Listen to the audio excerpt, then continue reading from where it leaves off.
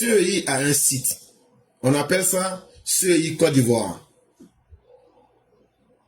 Hier, sur le site CEI Côte d'Ivoire, la commission indépendante nous informe qu'il y a eu une séance d'information en date du 23 juin 2025 avec toute personne qui voudrait être candidate à l'élection présidentielle de 2025.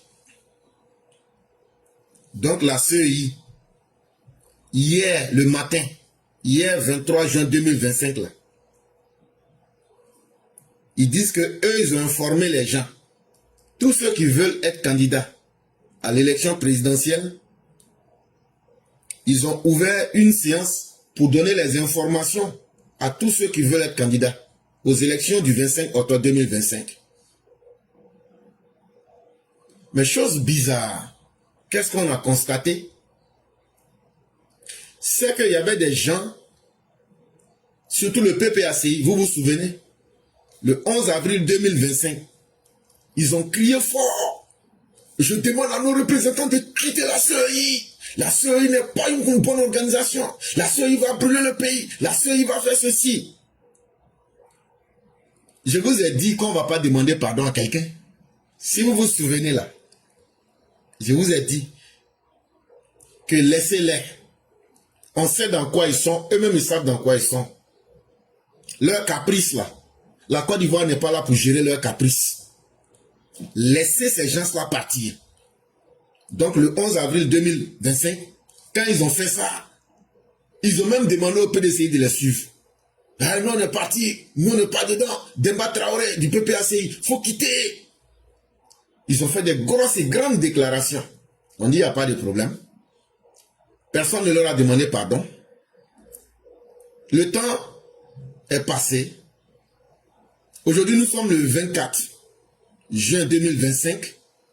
Mais hier, 23 juin 2025, ceux qui ont crié qu'eux ils ont quitté la CEI là, on les a vus là-bas. Je vais vous donner deux noms, parce que ce n'est pas des gens utiles. On a vu Sébastien Dano Djedje, il est assis là-bas. On a vu Traoré Demba, le représentant du PPACI à la CEI, il est assis là-bas. C'est là où on dit, mais, et le PDCI?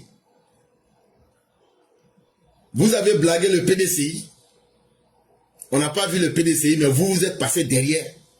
Donc, en Côte d'Ivoire, chez nous, on appelle ça taper d'eau. PPACI vient de faire taper d'eau au PDCI.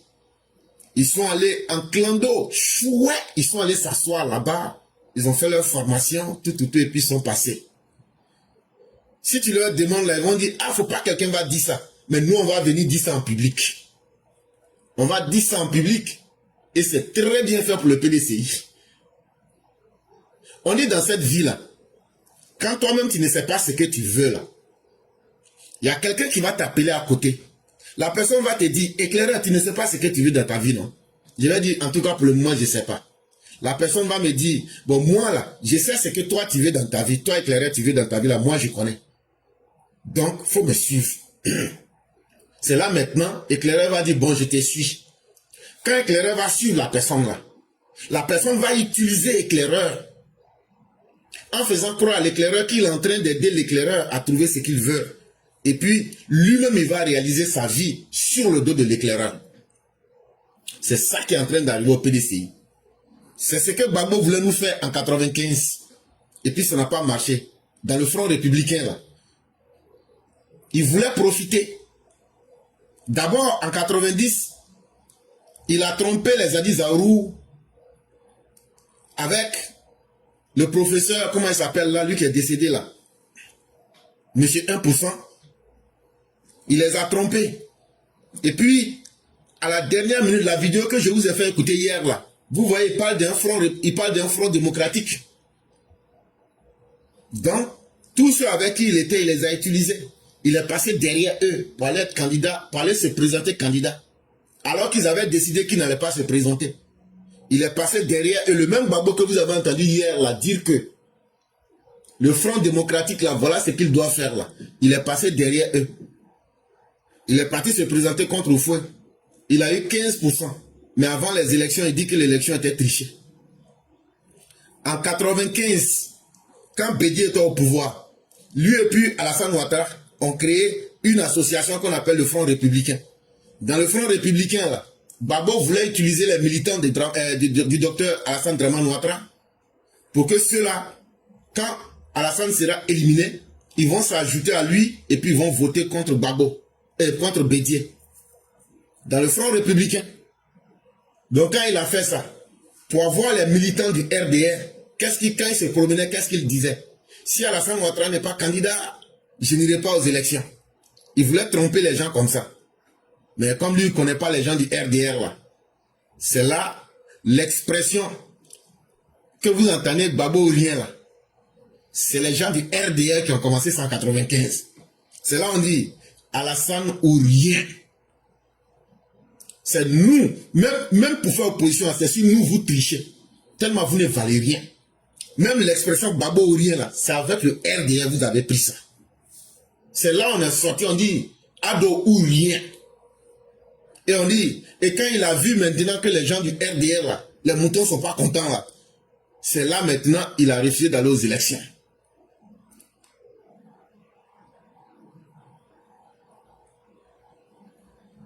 Et donc, en 90, pour gagner les élections, Babo va convaincre Gueye de prendre l'article 35 pour éliminer et le président Dr Ouattara et les 6 candidats que propose le PDCI et que lui sera le premier ministre de Gueye.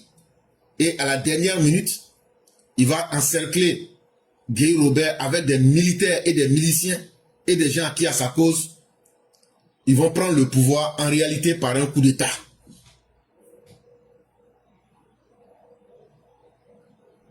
En 2005, Babo refuse d'organiser des élections sous prétexte qu'il y a la guerre. Il s'entend avec Sorogium pour ne pas organiser d'élections. Il fait un mandat cadeau. En 2010, comme je l'ai expliqué hier, il est contraint d'organiser des élections puisque tous les arguments fallacieux qu'il donne, ces arguments-là seront battus en brèche par l'ONU qui organise des élections et qui les supervise. Babo refuse d'accepter les résultats. Il impose 3000 morts aux Ivoiriens. En 2020, Babo, depuis Bruxelles, donne ses bénédictions au CNT et il dit qu'il comprend le CNT et il les encourage à créer la chienlit, le désordre en Côte d'Ivoire. Il aurait fallu que le président Ouattara mate cette rébellion en mettant Bédié en résidence surveillée pour calmer leurs ardeurs. Mais entre-temps, des acteurs pas des moindres se déclarent contre la stabilité de la Côte d'Ivoire. Monsieur Afinguessan vient nous dire que Chaka Dian est un membre influent du CNT. Simone Babo et bien d'autres, ainsi que Laurent Gbagbo, sont des membres du CNT.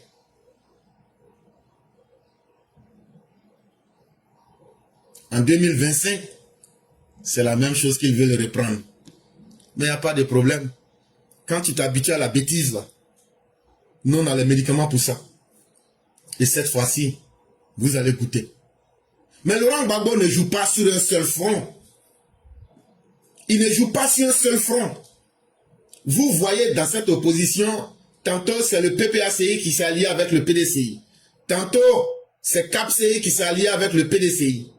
En réalité, pourquoi tout le monde s'allie au PDCI? C'est parce que ils veulent les militants du PDCI. Parce que le seul parti aujourd'hui qui a quelques militants là, c'est le PDCI. Voilà la raison.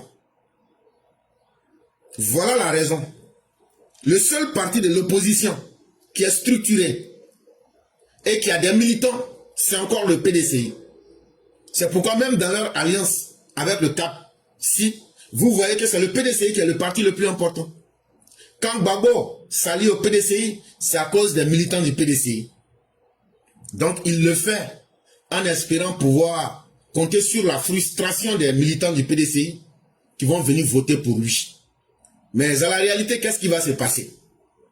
En réalité, Gbagbo veut être le chef de l'opposition. Mais est-ce qu'il peut être le chef de l'opposition s'il n'a pas le capital humain qu'il faut, s'il n'a pas les militants? Le PPACI n'a pas de militants. Le PPACI est sorti du FPI. Et du FPI est sorti le MGC. Et du FPI est sorti le COGEP. Et plusieurs autres partis. Donc, ils sont en lambeaux. Mais ne regardez pas ce que vous voyez. Au nom de la haine contre le docteur Ouattara, ils le disent. Nous voulons tout, mais il faut que Ouattara ne parte pas aux élections.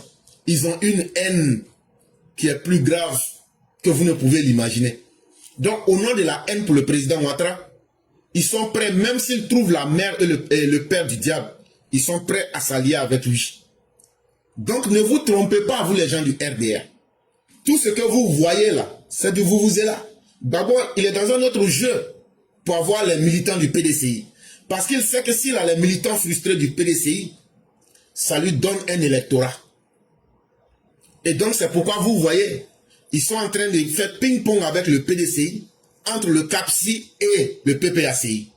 Mais en réalité, qu'est-ce qui va se passer? En réalité, ce qui va se passer, leur haine pour le docteur Ouattara va faire que le CAPSI, là, au dernier moment, ils vont dire que eux sont avec Gbagbo. Parce qu'en réalité, ils ont toujours été avec lui.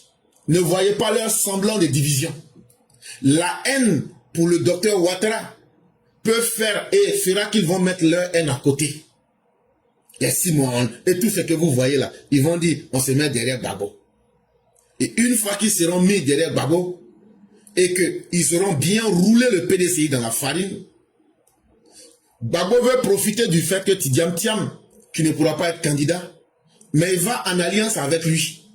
Là, comme ça, ils n'auront d'autre choix que de dire, toi, Gbagbo, tu es le chef de l'opposition.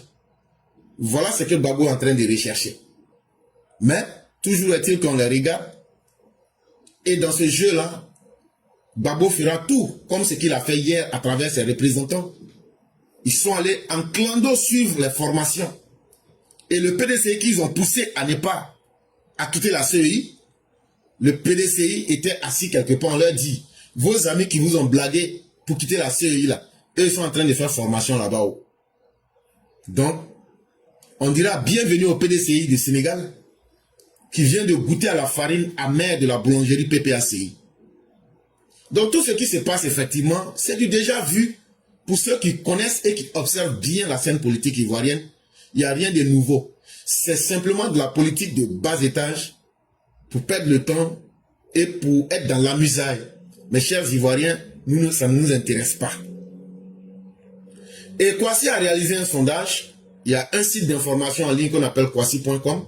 Ils ont réalisé un sondage le 20 juin 2025. Ils ont dit, est-ce que l'alliance Gbagbo-Thiam, est-ce que c'est une alliance qui peut être durable? Il y a 228 personnes, c'est-à-dire 6%, qui disent qu'elles n'ont pas d'avis à donner. Ça ne leur fait ni chaud ni froid. Maintenant, il y a 37% qui disent que oui, que l'alliance Gbagbo-Thiam là, que ça peut être, ou même ça peut être une alliance durable. Mais la majorité, les 37% représentent 1406 personnes. Mais la majorité des personnes qui ont été sondées, soit 57%, c'est-à-dire 2185 personnes sur les 3819 personnes, disent que l'alliance Gbagbo-Thiam ne peut pas être quelque chose de durable. Parce que c'est fait sur fond de mensonges, de trahison et d'opportunisme. Et ça, on a déjà expliqué cela largement depuis la semaine dernière.